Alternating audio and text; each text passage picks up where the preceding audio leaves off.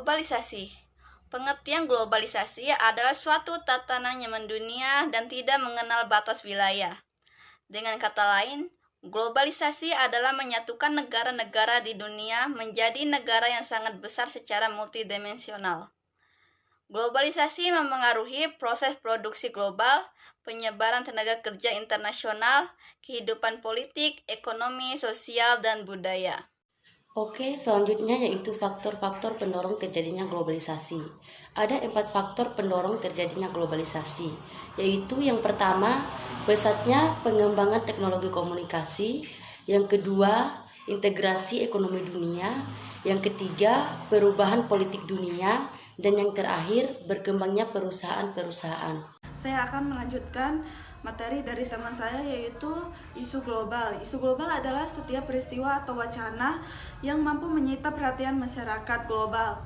Respon masyarakat terhadap isu tersebut salah satunya ditentukan oleh kekuatan pengaruh yang ditimbulkan oleh isu tersebut. Kemudian isu global bukan hanya untuk diketahui, melainkan harus dicari jalan keluarnya atau solusi agar dapat tidak menimbulkan dampak negatif yang lebih luas pada kehidupan masyarakat.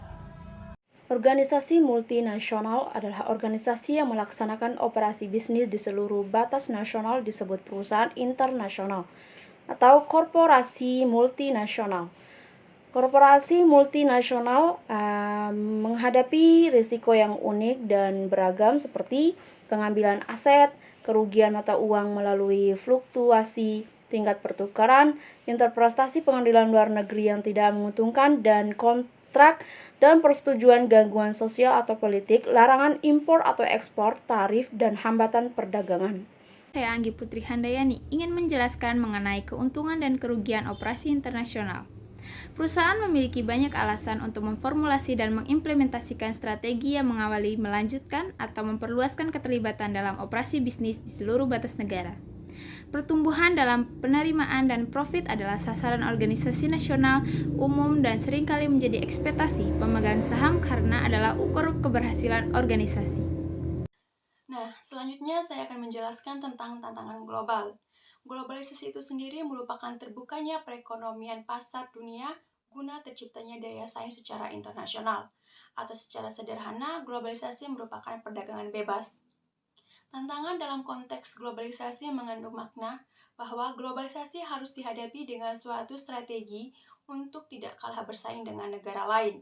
Tantangan tersebut adalah bagaimana kita mampu bertahan dan berkembang dalam menghadapi setiap perubahan dan persaingan yang terjadi di era globalisasi tersebut. Adapun tantangan globalisasi, yang pertama dilihat dari segi politik.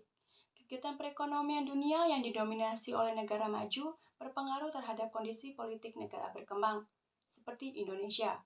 Salah satu contohnya yaitu adanya intervensi dari negara maju terhadap kebijakan politik negara berkembang, sehingga menciptakan ketergantungan kepada negara maju. Yang kedua, dari segi budaya. Globalisasi menyebabkan pertukaran budaya semakin mudah. Bangsa Indonesia dikenal sebagai bangsa yang ramah dan terbuka terhadap budaya negara lain. Akan tetapi, sikap yang kurang bijak dan selektif terhadap budaya asing tersebut menyebabkan lunturnya budaya negara Indonesia itu sendiri.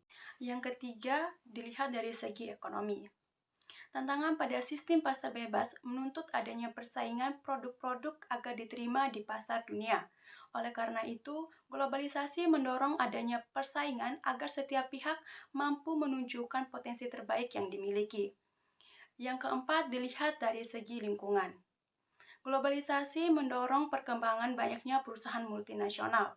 Kegiatan produksi perusahaan multinasional yang tidak memperhatikan kelestarian lingkungan akan menyebabkan kerusakan lingkungan, seperti terjadinya banjir dan tanah longsor karena adanya pembukaan lahan hijau yang digunakan sebagai kawasan industri.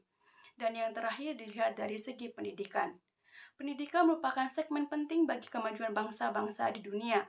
Sistem pendidikan yang bagus bagi suatu masyarakat akan lebih bisa mengendalikan dan memfiltrasi budaya yang tidak baik akibat globalisasi.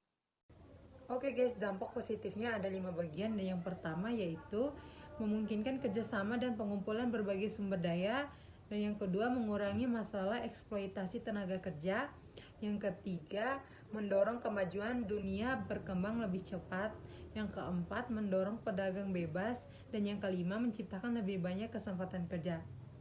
Selanjutnya, dampak negatif dari adanya globalisasi, yaitu memicu terjadinya offshoring, mendorong penyebaran dan penularan penyakit, menciptakan sistem politik baru, memicu kesenjangan konsumsi sumber daya, dan berdampak negatif terhadap lingkungan. Oke, saya akan melanjutkan materi yang dibahas oleh teman saya sebelumnya. Di sini saya akan membahas contoh isu global dan internasional. Yang pertama, pertimbangan konflik Rusia-Ukraina. Beberapa faktor utama yang dapat membentuk situasi dunia pada tahun 2023 ini. Salah satunya yang menjadi perhatian opini umum internasional saat dunia memasuki tahun baru 2023 ini, yaitu perkembangan konflik Rusia-Ukraina meraba pada tanggal 24 Februari 2022 ini. Konflik telah berdampak secara mendalam di banyak bidang kehidupan sosial, di banyak negara dan komunitas di seluruh dunia. Di antaranya, rantai pasokan barang esensial global terpengaruh secara serius, meningkatkan harga energi dan pangan melonjak naik, meningkatkan persentase inflasi, dan menyebabkan risiko resesi di banyak perekonomian negara. Jadi, kesimpulan dari materi yang kita bawakan tadi yaitu globalisasi adalah suatu proses tatanan yang mendunia dan tidak mengenal batas wilayah. Dengan kata lain, globalisasi adalah menyatukan negara-negara di dunia menjadi negara yang sangat besar secara multidimensional. Isu global adalah setiap peristiwa atau wacana yang mampu menyita perhatian masyarakat global. Respon masyarakat terhadap isu tersebut salah satunya ditentukan oleh kekuatan pengaruh yang ditimbulkan dari isu tersebut. Terus, keuntungan perdagangan internasional yaitu meningkatkan keuntungan perusahaan yang terlibat dalam perdagangan internasional dapat meraih pertumbuhan yang jauh lebih tinggi daripada perusahaan yang hanya berfokus pada pasar domestik. Dan kerugian perdagangan internasional yaitu risiko perubahan iklim politik suatu perusahaan yang menjalankan bisnisnya di negara asing akan terpapar pada iklim politik dan peraturan yang mungkin jauh berbeda dengan pasar domestiknya.